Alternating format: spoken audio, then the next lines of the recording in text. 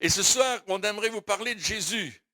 On va parler de cet homme qui est venu sur la terre alors qu'il était Dieu, qu'il a laissé son ciel de gloire et qui est là ce soir parce que il est venu pour toi ce soir. Il est venu pour toi ce soir. Il est venu pour te toucher.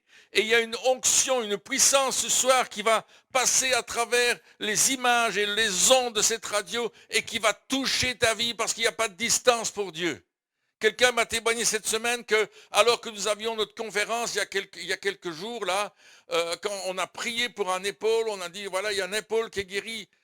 Il dit, instantanément, la douleur qui était dans mon épaule a disparu. Pourtant, il n'était pas tout près, hein, il n'était pas dans la même pièce que nous, il était chez lui à la maison, il regardait la télévision, il regardait la réunion. On va saisir la parole de vie, on va saisir la parole de résurrection, on va saisir la parole qui transforme nos vies, n'est-ce pas? La Bible nous parle d'un homme.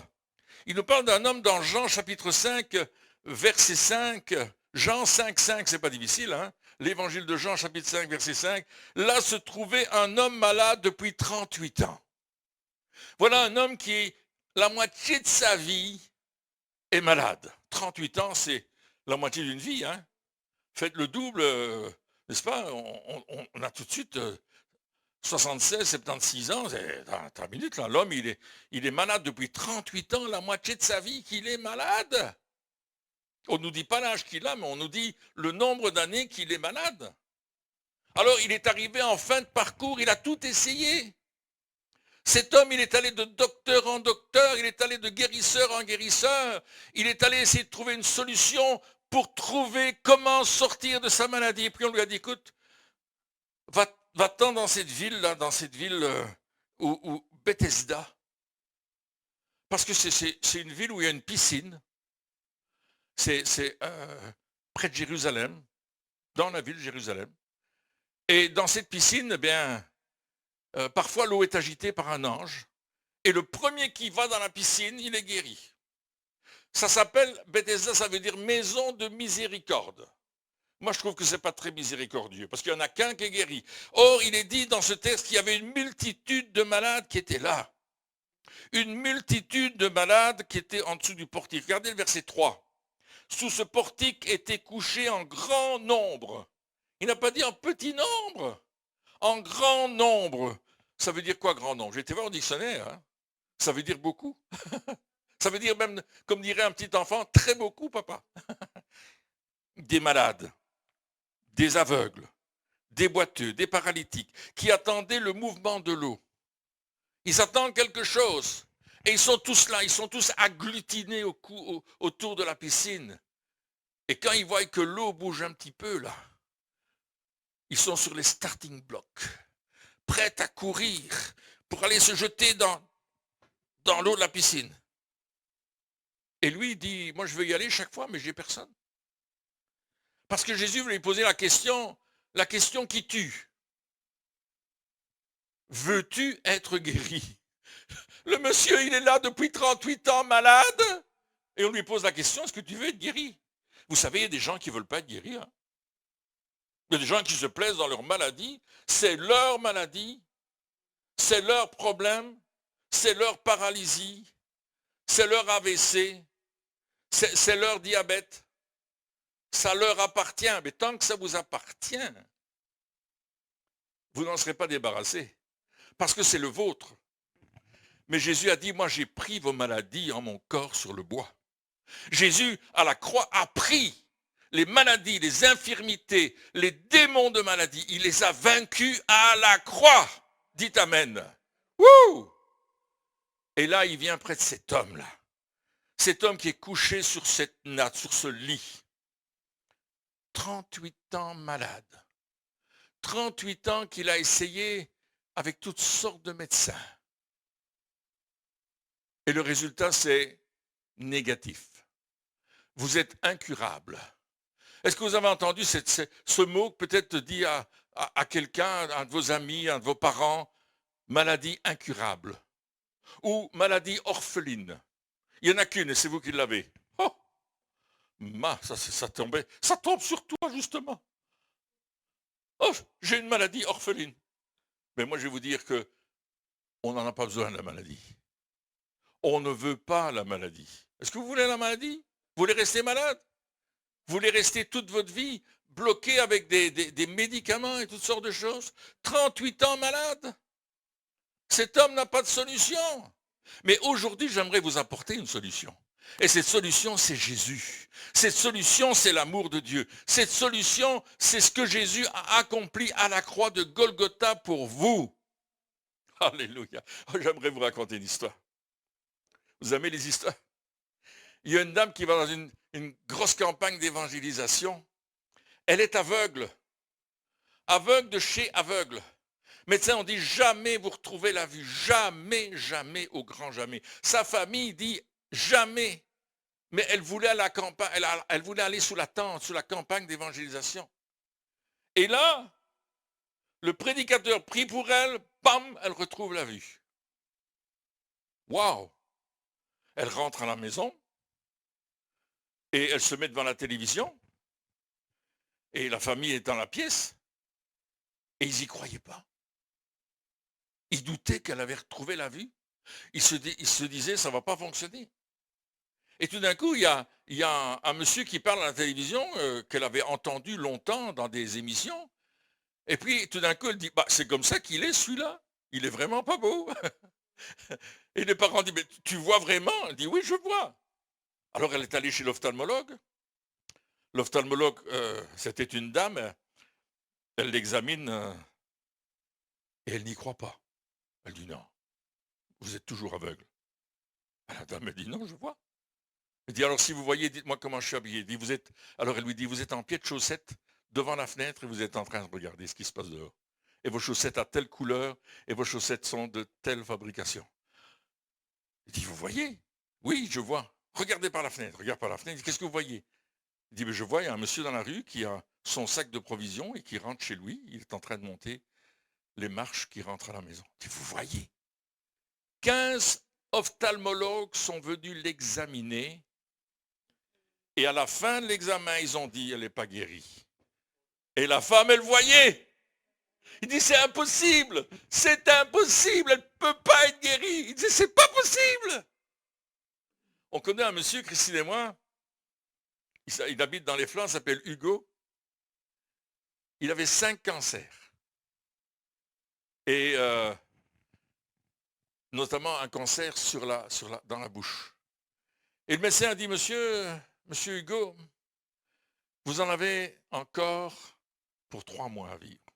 6 maximum. Profitez de votre vie. Faites ce que vous avez envie de faire. Allez-y, défoncez-vous, faites tout ce que vous voulez.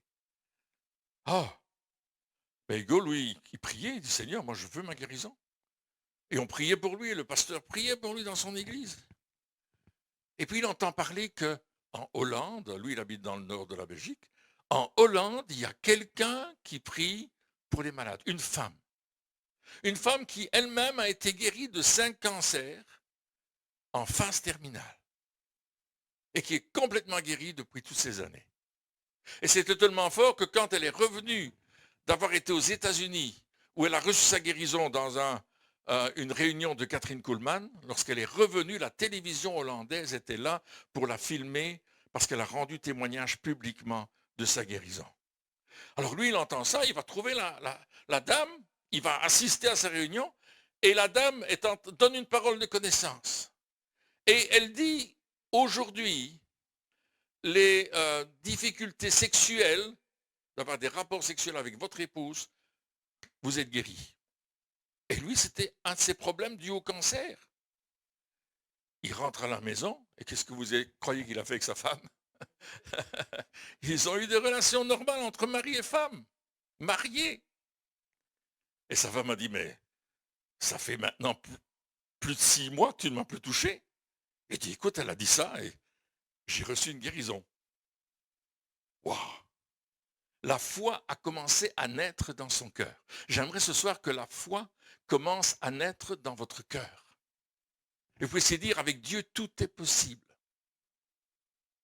Pour faire l'histoire courte, après de multiples réunions et de multiples temps de prière, cet homme a été complètement guéri des 5 cancers jusqu'à aujourd'hui. Mais les médecins l'ont toujours déclaré non guéri. Il a arrêté sa chimio. À un certain moment, il a décidé de ne plus faire aucun traitement.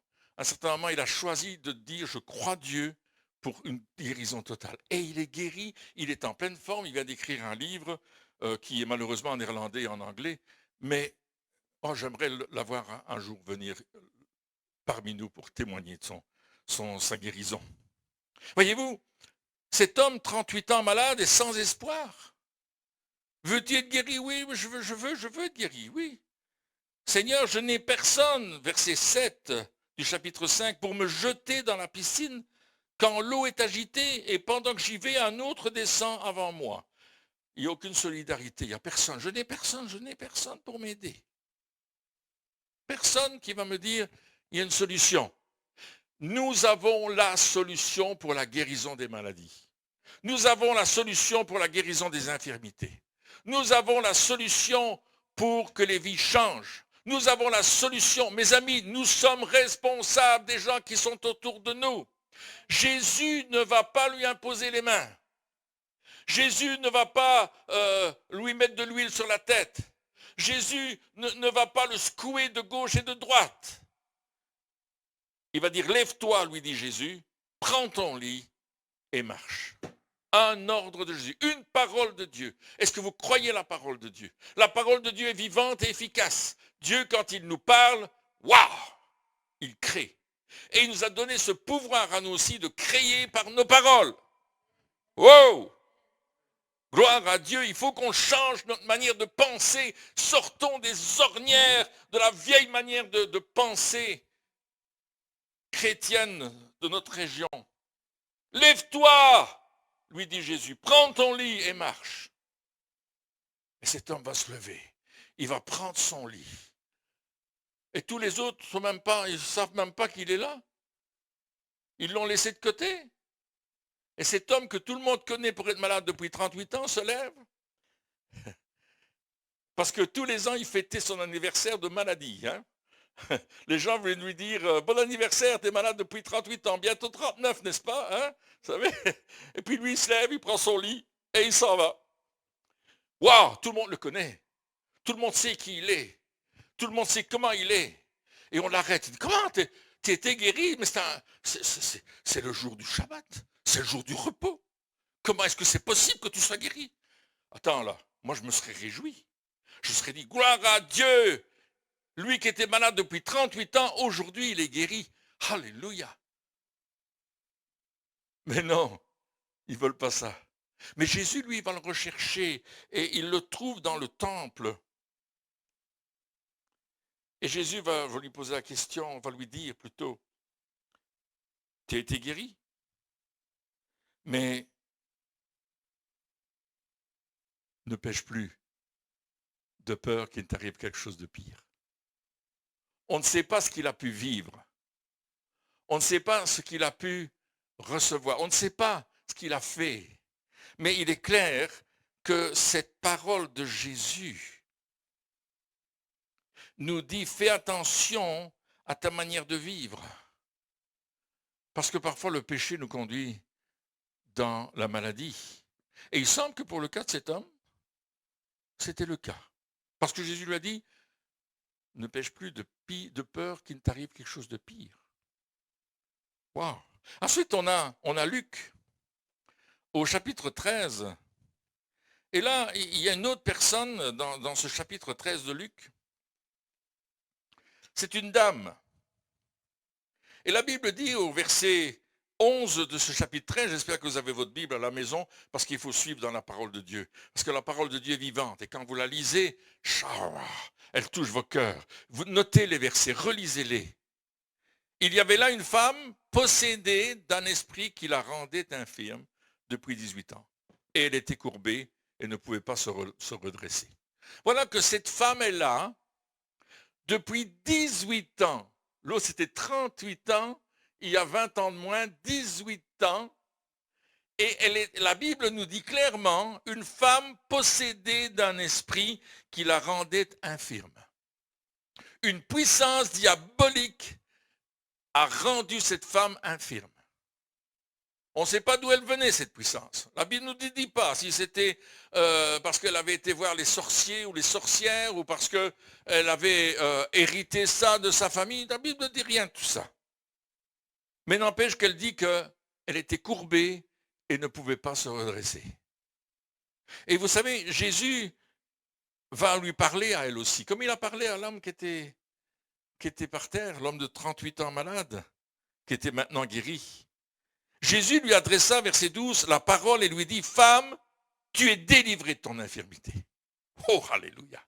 Dieu nous a donné le pouvoir de marcher sur les serpents, les scorpions et sur toute la puissance de l'ennemi et rien ne pourra nous nuire. On lisait ce texte de Matthieu 16 qui dit, tout ce que vous lirez sur la terre a déjà été lié dans le ciel.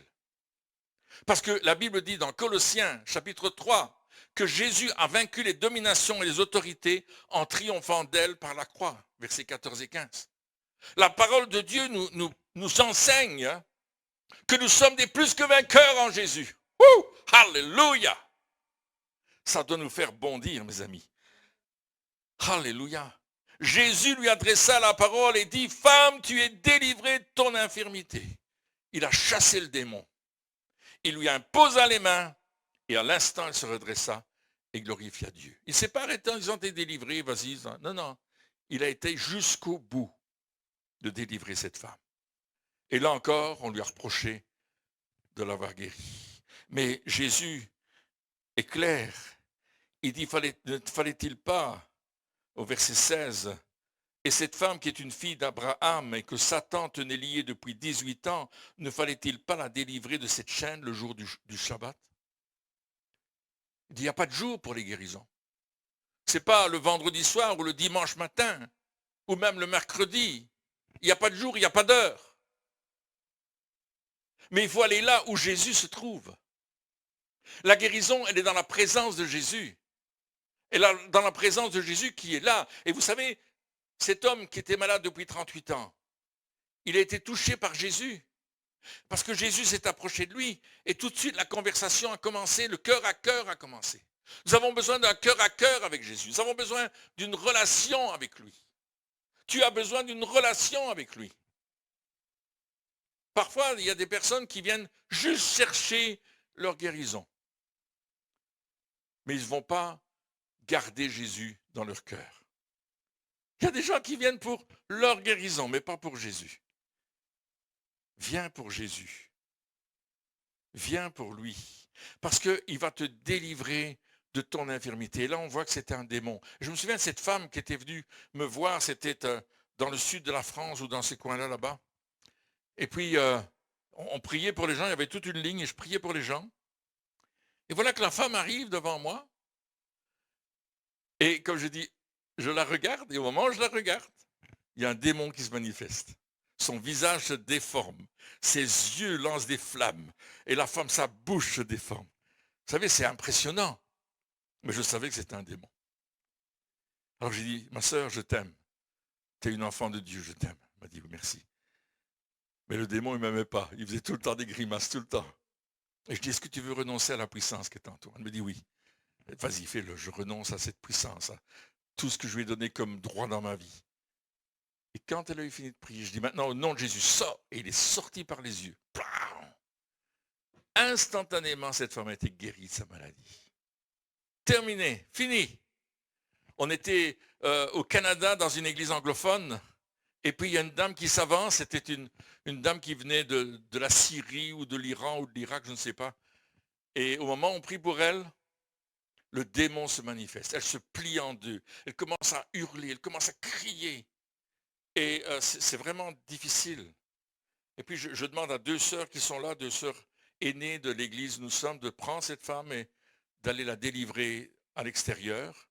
C'est ce qu'ils vont faire. Et quand elle rentre, elle est délivrée du démon. Ses yeux sont brillants. Il y a la joie dans son cœur. Elle rit, elle dit, j'ai plus aucune douleur. J'avais des douleurs dans l'estomac, etc. Je dis, sois guérie complètement. Complètement guérie. Au moment où je dis, sois guérie complètement, sa maman qui est dans la salle commence à hurler à son tour. Et là, elle s'avance, je dis, maintenant, sors au nom de Jésus. Et le démon, paf, il est parti. En quelques secondes, le travail avait été fait par les deux sœurs qui l'aimaient beaucoup. Et les deux, la maman et la fille, ont été délivrés de ce démon et guéris des problèmes qu'ils avaient dans le ventre. Un démon, ils avaient ouvert une porte à ce démon. On va prendre un autre texte dans Marc, chapitre 5. Et là, on a une femme que vous connaissez. C'est la femme qui a une perte de sang. Vous vous souvenez de cette femme? Et elle est vraiment embêtée. Au verset 25 du chapitre 5 de l'évangile de Marc, il est écrit ceci. Il y avait une femme atteinte d'une perte de sang depuis 12 ans. 38, 18, 12. Et la fille de Jairus, elle avait 12 ans, mais elle venait juste de mourir. Là, c'était tout de suite, dans le même récit. Et cette femme qui avait une perte de sang depuis 12 ans, elle a entendu parler de Jésus. Elle a entendu que Jésus guérissait. Alors elle a dit, aujourd'hui c'est mon jour, ça fait 12 ans, j'ai dépensé tout mon argent. J'ai vendu ma maison, je vis dans la rue maintenant et je dois me tenir loin des gens parce que j'ai une perte de sang. Et la loi ne permet pas que je m'approche des personnes. Je dis, mais aujourd'hui je me fiche de la loi. Je ne vais pas rester dans les vieilles habitudes qu'on m'a données, je vais toucher le vêtement de Jésus. Et quand je vais le toucher, je vais être guéri. Cette femme a la foi. Elle a la foi qu'elle va recevoir la guérison parce qu'elle est en présence de Jésus. Parce qu'elle est en présence de la foi qui libère, la foi qui guérit, la foi qui nous fait marcher, la foi qui nous fait vivre, alors que le diable veut nous faire mourir. La maladie ne vient pas de Dieu. Oh, il y a des gens qui disent, ah, Dieu, il m'enseigne à travers la maladie. Non, c'est faux. Le diable veut te détruire. Et Jésus chassait les démons et il guérissait les malades. Acte 10, 38 lui dit, vous savez comment Dieu a oint du Saint-Esprit et de force ou de puissance Jésus de Nazareth qui allait de lieu en lieu faisant du bien et guérissant tous ceux qui étaient sous l'empire du diable. Waouh! Et Jean chapitre 5 verset 19, Jésus dit, je ne fais rien sans voir ce que le Père fait. Alors si Jésus guérissait les malades, c'est que c'était son mandat que le Père lui avait donné. Et ce mandat que Jésus a reçu, il l'a donné à son Église. La Bible dit dans Marc au chapitre 16, voici les signes qui accompagneront les prédicateurs, les apôtres, les docteurs, les évangélistes. Non, ceux qui auront cru. Alors si tu crois en Jésus, si tu lui as donné ta vie, si ta vie est conforme à la parole de Dieu, si tu crois à cette parole, si tu crois à ce que Dieu dit, toutes choses sont possibles. Alléluia. Toutes choses sont possibles à celui qui croit. Et à Dieu, tout est possible. Waouh! Dieu peut faire au-delà de ce que nous pensons ou demandons. Au-delà. Nous avons un Dieu extrêmement puissant. Et il veut te guérir aujourd'hui. Il veut toucher ta vie. Il veut toucher cette vie qui est en toi et qui peut-être qui te fait mal. J'entends pied. Il y a probablement quelqu'un qui nous écoute qui a des problèmes aux pieds. Peut-être un champignon dans les pieds, peut-être une douleur dans les pieds. Dieu dit, je vais te guérir. Alléluia, reçois ta guérison. Yvette, reçois ta guérison. Je ne savais pas que tu avais ça, mais reçois ta guérison maintenant dans le pied. Reçois-la. Commence à cultiver ta guérison. Oh, j'ai entendu un excellent exemple aujourd'hui. Une dame qui dit qu'elle élevait des poussins et qu'elle avait des poules qui faisaient des œufs qui étaient fécondés. Il faut que notre foi soit fécondée par la parole de Dieu. Il faut que notre foi soit fécondée par la vie de la parole de Dieu. La Bible dit que la parole de Dieu, elle est vivante et efficace. Hébreux chapitre 4, verset 12. Vivante et efficace, plus tranchante qu'une épée à deux tranchants. Qu'elle sépare âme et esprit. Dieu dit, ma parole est vivante. Dieu a dit dans Jérémie chapitre 1, verset 12, je veille sur ma parole pour l'accomplir, pour l'exécuter. Dans Ésaïe 55, il est dit également que la parole de Dieu ne retourne pas à lui sans avoir produit du fruit, avoir fécondé. La semence a poussé et elle a produit du fruit. Il faut que nous nourrissions notre foi. Et elle disait, nous on avait un incubateur et elle habitait au Guatemala et puis on élevait des œufs pour faire des poussins. Et bien sûr, les poules elles couvaient aussi, mais ils avaient aussi un incubateur. Je ne sais pas si vous avez vu, c'est ça, un espèce de grand plateau, et on met des lampes au-dessus pour chauffer les œufs quand il n'y a pas de mère poule. Mais en général, la poule, elle pond. Et imaginez maintenant qu'une poule qui couvre ses œufs, qui a été fécondée, et puis qui a pondu ses œufs, et puis là, elle se met dans son nid. Vous avez déjà vu cette poule qui se met dans son nid? Hein, elle couvre les œufs, hein, et alors avec sa patte, elle remet les œufs en dessous de son ventre. Je ne sais pas si vous avez vu ça. Nous, on avait des poules. Elles mettent les œufs en dessous de son ventre et elle les garde bien au chaud. Et tout d'un coup, la poule, pendant qu'elle est en train de couver, 21 jours, je pense, ou 14 jours, je ne me souviens plus, 21 jours, oui, elle dit, oh, aujourd'hui, j'en ai marre. J'en ai marre de couver. Je vais me balader. J'ai déjà couvé 15 jours et puis il n'y a rien qui se passe. Imaginez la maman poule qui dit, ça fait 15 jours que je couvre mes œufs et il n'y en a pas un qui a éclos là. Mais non, il faut 21 jours. Oh, bah, elle n'a pas lu le livre de Daniel, hein. Il a jeûné 21 jours. Ça n'a rien à voir, je trouvais ça rigolo. Et puis elle dit, bon, les œufs ont qu'à rester là, je m'en vais ailleurs. Vous savez, on fait parfois ça avec notre foi. Au lieu de nourrir notre foi le temps qu'il faut pour que la guérison soit effective dans ma vie, parce qu'il y a des guérisons progressives, au lieu de nourrir ma foi, d'écouter des messages qui me disent que c'est possible avec Dieu, j'écoute des rapports. Le médecin, il dit, vous ne serez jamais guéri de cette maladie. Vous savez, mon ami qui avait le cancer, là, les gens venaient le voir pour l'encourager. Et alors il disait, ah, moi je connais un tel, il a eu le même cancer que toi, il est mort. Ça, c'est encourageant. Puis un autre venait et disait, mais écoute, on est venu te dire au revoir. Parce qu'on sait que tu vas mourir, alors on vient te dire au revoir, quand on t'aime beaucoup, et puis voilà. On sera à ton enterrement, on aura des fleurs. Et ça, c'est encourageant, ça te donne de la force. Quelqu'un vient et dit, je te dis au revoir. Je suis triste que tu vas partir. Puis le gars, il dit, mais moi, je crois que je vais être guéri. Oh non, c'est pas possible que tu sois guéri. Les médecins ont dit que tu vas mourir, tu vas mourir. Il dit, mais non, je vais être guéri. La poule qui couvre les œufs, elle va attendre que l'œuf se casse et que le poussin sorte. Parfois, on nourrit notre foi, mais en chemin, on commence à douter. On commence à dire, oh, regarde, j'ai toujours les douleurs. Regarde, j'ai toujours cette malformation dans ma main. Regarde, j'ai toujours ceci, j'ai toujours cela. Et si on parle à des gens qui sont très négatifs, ils vont dire, ben ouais, moi je connais un tel, il est arrangé avec cette maladie-là. Aïe, aïe, aïe, aïe. Alors toi, ta foi, elle fait boum. Mais si tu mets ta foi dans la parole de Dieu, comme cette femme qui disait, si je touche le bord de son vêtement, je serai guéri. Je ne sais pas combien de temps elle a nourri sa foi. Elle a peut-être fait une enquête.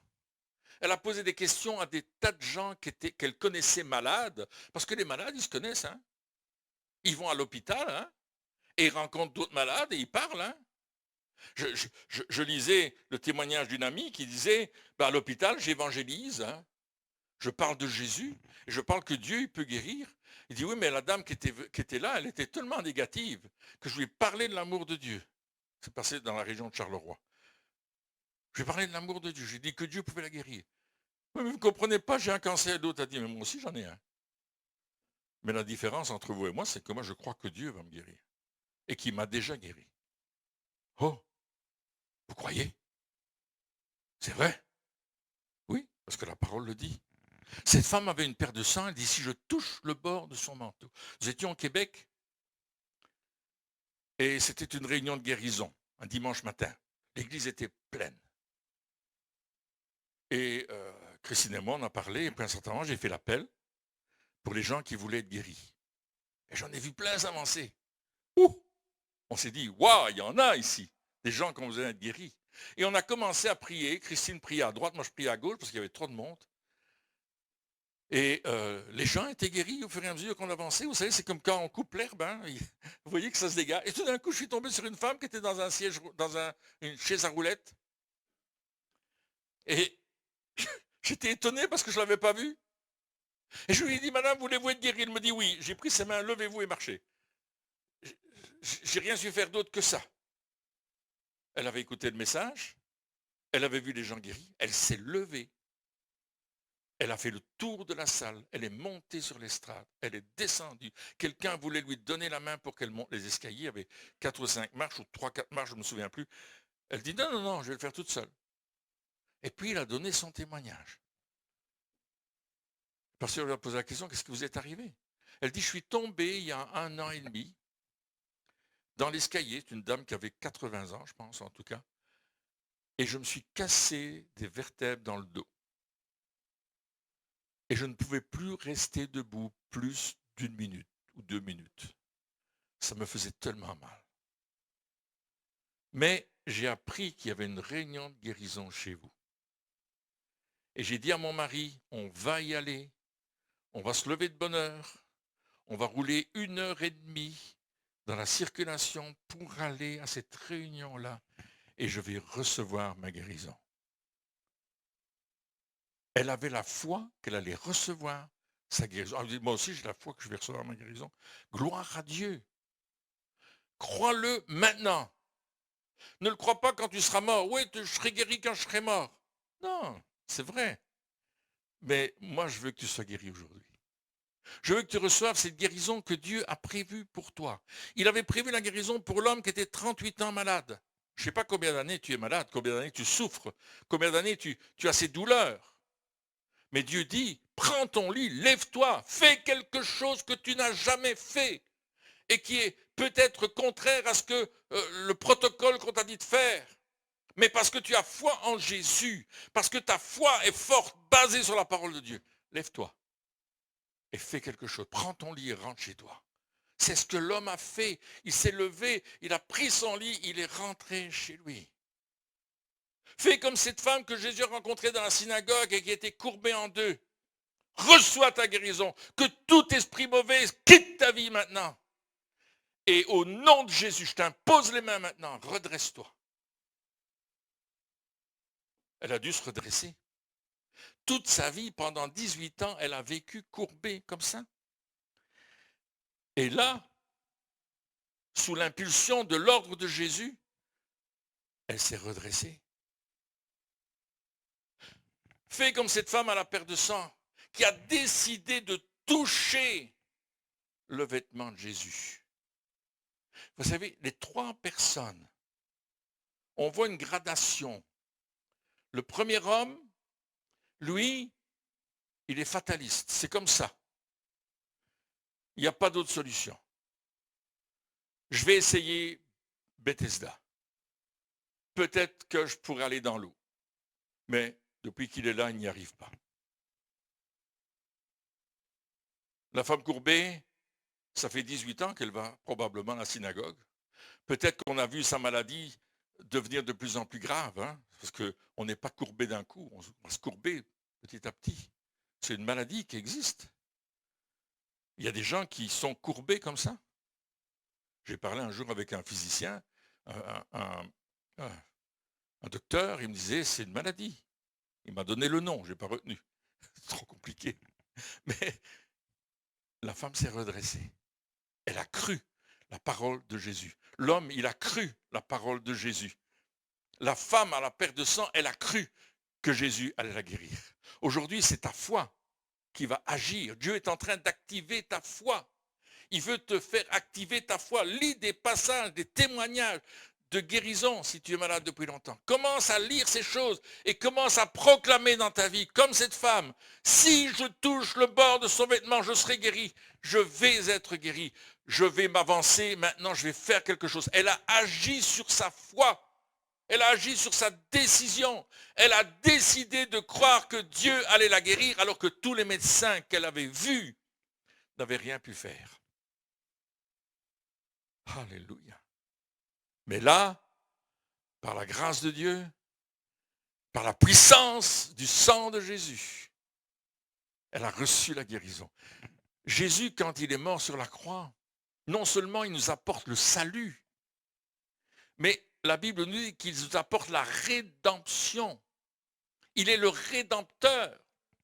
Non seulement il nous apporte le salut pour la vie éternelle, mais dans le salut, il y a la guérison, dans le salut, il y a la bénédiction, dans le salut, il y a l'abondance, il y a la délivrance, il y a la prospérité. Dans le salut, il y a toutes ces choses. Et nous ne pouvons pas les séparer de l'amour de Dieu. Alléluia. Vous me suivez? Si tu as commencé à prier pour ta situation et que tu dis maintenant j'en ai assez, j'en ai marre, qu'elle soit physique, qu'elle soit spirituelle, qu'elle soit morale, qu'elle soit familiale, commence à continuer de prier. Commence à continuer de proclamer la parole de Dieu. Le proverbe 18, 21 dit que la mort et la vie sont au pouvoir de la langue. Qu'est-ce que tu vas déclarer? Qu'est-ce que tu vas déclarer? Est-ce que tu vas encore appeler ta maladie? Ou tu vas dire c'est la maladie du diable et qu'elle retourne au diable? Est-ce que tu vas dire que ta situation, c'est une situation, que c'est ta situation, que tu en as le contrôle, tu n'en as même peut-être même pas le contrôle? Dis non, c'est pas la situation que Dieu veut pour moi. Je vais rentrer dans la situation que Dieu veut pour moi. Je vais rentrer dans ma destinée. La vie et la mort sont au pouvoir de votre langue, de votre déclaration. Et c'est l'apôtre Paul qui le dit dans Romains. Vous voulez prendre la lettre aux Romains. C'est juste après les Actes des Apôtres. Au chapitre 10 et au verset 9, il donne une parole tellement forte, chapitre 10 de la lettre aux Romains et le verset 9. Et il dit ceci. On va lire à partir du verset 8, pardon. Que dit donc la parole? Que dit donc Dieu? La parole est près de toi, dans ta bouche et dans ton cœur. Or, c'est la parole de la foi que nous prêchons. Il prêchait l'évangile, la bonne nouvelle. Et que cette parole, il faut qu'elle soit dans notre cœur. Vous savez, la parole de Dieu, elle touche notre intelligence. Et là, on réfléchit. Vous avez remarqué, dans votre intelligence, vous faites un tri. Ce qu'on appelle en psychologie, vous avez des tiroirs. Et vous classez les choses dans les tiroirs, si vous avez de l'ordre. Vous allez retrouver vos papiers, attention. Et vous classez les choses dans votre tiroir. Et vous dites ça se peut, ça se peut pas, ça c'est pas possible. Et vous avez fait un classement là. Ça c'est notre intelligence. Mais quelqu'un a dit qu'il y avait 30 centimètres entre l'intelligence et le cœur. 30 centimètres entre l'enfer et le paradis. 30 centimètres entre ce que je pense et ce que je crois et ce qu'on m'a enseigné pendant toutes mes années, et même à l'école biblique, et même à la faculté de théologie, et même, et entre ce que Dieu me dit à moi dans mon cœur. Et il continue. Et il dit, si tu confesses de ta bouche le Seigneur Jésus. Elle est où votre bouche? Oh, on l'a masquée aujourd'hui, hein, mais elle est là. Si tu confesses, confesser, c'est déclarer quelque chose. C'est déclarer quelque chose d'important. Si tu confesses de ta bouche le Seigneur Jésus, si tu crois dans ton cœur que Dieu l'a ressuscité des morts, tu seras sauvé. Alléluia. Est-ce que tu crois en Jésus? Oui, je crois en Jésus. Il est mort pour moi sur la croix. Il était mis au tombeau, mais le troisième jour, il est ressuscité. Tu crois vraiment ça? Oui, je le crois. Alors tu seras sauvé. Car c'est en croyant du cœur qu'on parvient à la justice. Il est en train de dire, c'est pas par tes efforts, c'est pas par tes réflexions, c'est pas par ta théologie que tu deviens juste, mais c'est en croyant que Jésus t'a justifié à travers son sang. Alléluia. Et qu'on parvient au salut. Et c'est en confessant de la bouche qu'on parvient au salut, selon que l'Écriture dit, quiconque croit en lui ne sera point confus. Alléluia. Dieu nous dit ce soir, si tu mets ta foi en moi, tu ne seras pas confus. Si tu le confesses de ta bouche, si tu le dis, tu ne seras pas confus. Lorsque Christine a été guérie de son hépatite, c'était un miracle. On avait prié pour elle, on l'avait oint d'huile, je ne sais pas combien de fois. Elle était huilée, elle ne pourrait plus rouiller pendant l'hiver. Mais elle, ce qu'elle a fait, c'est qu'elle a pris la parole de Dieu, elle a lu tous les récits de guérison de la Bible pendant quelques jours, quand elle en avait la force. Et un matin, elle s'est levée, elle m'a dit, chérie, je suis guérie.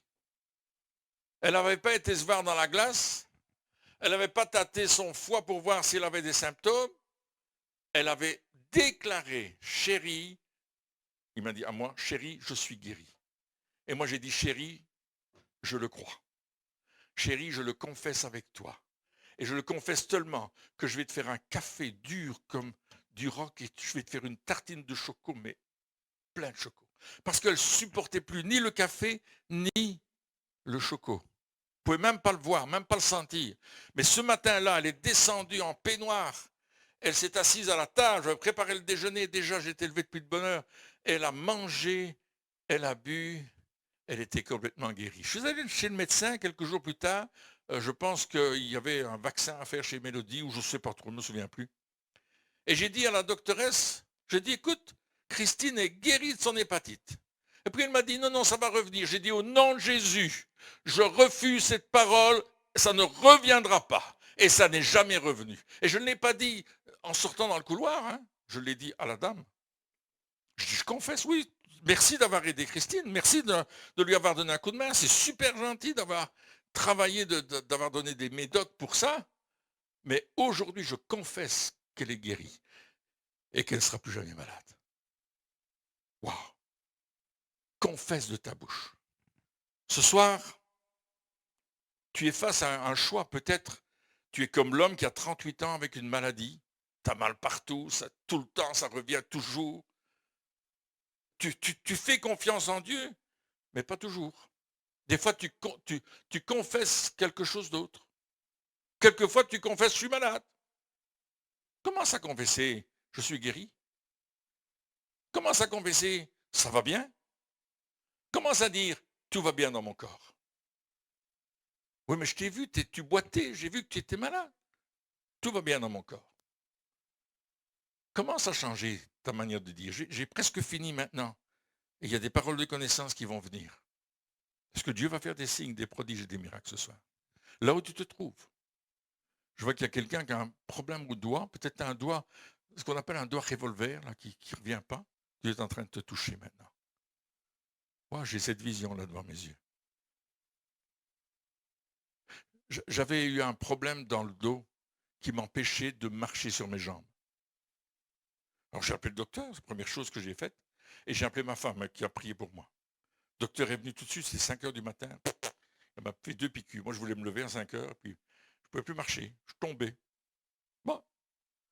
Et puis, il m'a donné un médicament qui me rendait un petit peu marteau. Alors, le deuxième jour du médicament, j'ai dit, je ne prends plus ça. J'ai dit, non, poubelle. Christine, on reprit, et maintenant, je me lève. Elle a prié pour moi. Je me suis levé, je me suis appuyé au radiateur, j'ai commencé à marcher. J'étais complètement guéri. Est-ce que j'avais encore une douleur? Oui. Petite douleur qui était là.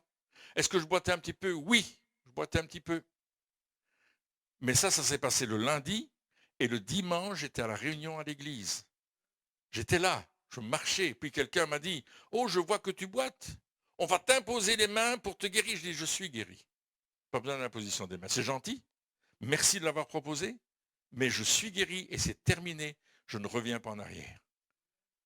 Waouh! La personne était choquée. Elle m'a dit, ah, tu veux pas que je t'impose les mains? Je dis, je veux bien que tu m'imposes les mains, mais je suis guéri, c'est pas nécessaire. Commence à décider des choses, commence à voir des choses que Dieu voit, à parler comme Dieu parle, à déclarer comme Dieu déclare, et viens contre l'ennemi, dans le nom de Jésus-Christ. Ce soir, je voyais cette personne avec des problèmes aux mains, aux doigts. Je vois une autre personne qui a un problème aux yeux. Je parle des 2 yeux. Il y a peut-être un œil plus faible que l'autre, mais Dieu est en train de te toucher. Maintenant, il touche ton œil, il touche cette douleur que tu as derrière l'œil, cette douleur qui va dans la tête et qui descend même un peu plus bas. Dieu est en train de te guérir maintenant. Reçois simplement. Reçois cela.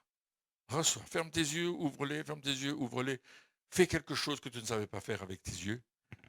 Et Dieu est en train de te guérir. Je vois une autre personne qui a un problème de surdité, tu es jeune, et ça fait longtemps, presque à la naissance, tu as commencé à avoir des problèmes de surdité. Aujourd'hui, je chasse cet esprit de surdité de ta vie. Maintenant, au nom de Jésus, esprit de surdité, tu sors. Et j'appelle une restauration complète de ton oreille. Et je vois, il y a comme un cône dans l'oreille, je pense, qui est là. Je vois un peu comme si je voyais un dessin. Et je vois l'oreille, le pavillon, et puis je vois comme un cône, et puis il y a quelque chose là. Dieu est en train de guérir cette partie-là, il est en train de recréer cette partie-là. Et tu vas parler normalement, tu vas entendre normalement à partir d'aujourd'hui. Waouh! Je vois une autre personne qui a un problème au niveau du palais, tu as eu un bec de lièvre, et je vois ce palais, je vois ce palais qui a été abîmé, on a fait des opérations, et puis on a dit, ben, on ne sait plus aller plus loin, mais Dieu est en train de restaurer ton palais. Maintenant, il restaure le palais. Maintenant, il restaure ce qui n'a pas été restauré par la main de l'homme. Et tu vas sentir quelque chose, comme un chatouillement, qui va venir dans ta bouche, et au niveau de ce palais, et tu vas sentir cela. Surtout, ne fais rien. C'est là que ça va se passer. C'est Dieu qui travaille. Waouh, waouh, waouh. Merci Seigneur. Je vois une personne couchée dans un lit. Tu es couché dans ton lit déjà depuis un certain temps. Tu peux te lever, tu peux marcher, mais c'est comme si ton lit t'appelait. Tu as besoin d'être dans le lit. Il y a une malédiction sur ta vie. Il y a une malédiction, un esprit de sommeil, un esprit de mort. Et je brise cet esprit de sommeil, cet esprit de mort dans le nom de Jésus. Et j'appelle la guérison sur ta vie. Maintenant, lève-toi, fais ton lit et n'y retourne pas, sauf pour passer une nuit normale, mais pas pendant le jour. Lève-toi et vis normalement. Plus d'insomnie, c'est terminé au nom de Jésus. L'esprit d'insomnie quitte ta vie maintenant. Il y a plusieurs personnes qui ont des esprits d'insomnie, qui ne dorment pas. Soyez libérés de tout ce qui provoque cette insomnie dans votre vie. Wow, merci Seigneur. Merci Jésus. Alors, on va terminer dans quelques instants. Je vous remercie d'avoir été à l'écoute de cette rencontre. C'est une rencontre importante. Je vois qu'il y a des vies qui vont être restaurées. Il y a quelqu'un, je vais terminer, mais j'entends quelqu'un qui a un problème financier. Vous avez un problème financier depuis longtemps. C'est comme si vous aviez un sac percé. Tout l'argent que vous gagnez, vous ne savez pas comment vous le perdez. Il n'y a aucune raison valable. Mais vous le perdez. Et Dieu dit, aujourd'hui, je vais recoudre ce sac. Et tu ne perdras plus les sommes que moi je te donne et ce que tu gagnes en travaillant. Fais-moi confiance, mets ta confiance en moi. Oui, je vois une famille aussi, une famille qui vit dans la misère depuis longtemps. C'est difficile pour vous. Vous avez peu à manger, vous avez peu de chauffage, peu de choses qui vous donnent du confort.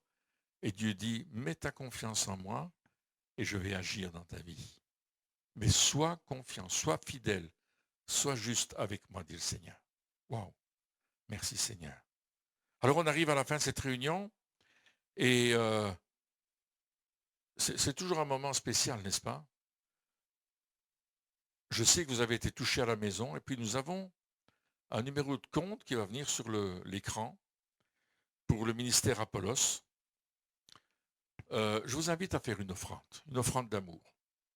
Une offrande d'amour, pas parce que vous payez votre guérison, pas du tout, mais parce que vous voulez que ce ministère continue et qu'il puisse porter du fruit à d'autres endroits. Et lorsque on va bénir le Seigneur par cette offrande, on est en train de débloquer des choses dans notre vie. Et en bénissant, vous donnez le droit à Dieu de vous bénir encore plus. Vous savez, nos cours d'enseignement vont jusqu'en Afrique. Il y en a qui vont partir bientôt pour le Kivu. Le Centrafrique nous demande aussi pour des jeunes là-bas. Et on envoie nos vidéos, on les envoie avec tous nos cours et tous nos livres. Et puis on met des Bibles avec. Et puis on met des Nouveaux Testaments, on met des Bibles à 1,90 €. On en met le maximum. Mais une caisse pour l'envoyer là-bas, ça coûte presque 400 €. C'est ça, Christine? 200, 300? 300? 200? 300 euros. Alors, c'est pas une grande caisse, hein, elle fait peu importe le poids, d'accord? Et on a déjà envoyé une là, pour le Ghana. On veut en envoyer d'autres. Et on a besoin de votre aide. On a besoin de votre aide pour pouvoir aller plus loin encore. Et je vous invite à supporter le ministère Apollos, qui est le ministère de Christine et de moi-même, qui implante les églises chrétiennes en action, et de nous supporter avec vos dons et vos offrandes, particulièrement pour qu'on puisse continuer à annoncer l'Évangile, nous aussi. On ne bouge plus beaucoup, mais vous voyez, il y a ce système vidéo, il y a tous ces éclairages, etc. Ça coûte énormément cher. Puis il faut payer le courant aussi qui va avec, hein. Et puis heureusement, on a des bénévoles qui travaillent ici pour nous aider pendant les réunions. Mais s'il vous plaît, mettez vos offrandes en place. Faites un don. 1 euro, 2 euros, 10 euros, 100 euros, 1000 euros, 10 000 euros. Peu importe la valeur du don, faites-le avec votre cœur. Ne le faites pas parce que vous êtes obligé, ne le faites pas d'une manière... Faites-le parce que votre cœur vous dit, je vais le faire et je vais supporter ce ministère. Au nom de Jésus. Amen. Prions un instant. Seigneur, je te bénis parce que tu nous as parlé durant cette soirée et plusieurs ont été touchés par ton amour. Plusieurs ont reçu une touche de guérison. Et je te demande aujourd'hui encore de les accompagner là où ils se trouvent et de faire qu'ils persévèrent jusqu'au moment où ils verront la gloire de Dieu se manifester dans leur vie. C'est au nom de Jésus que je te prie. Et le peuple de Dieu dit Amen. Amen.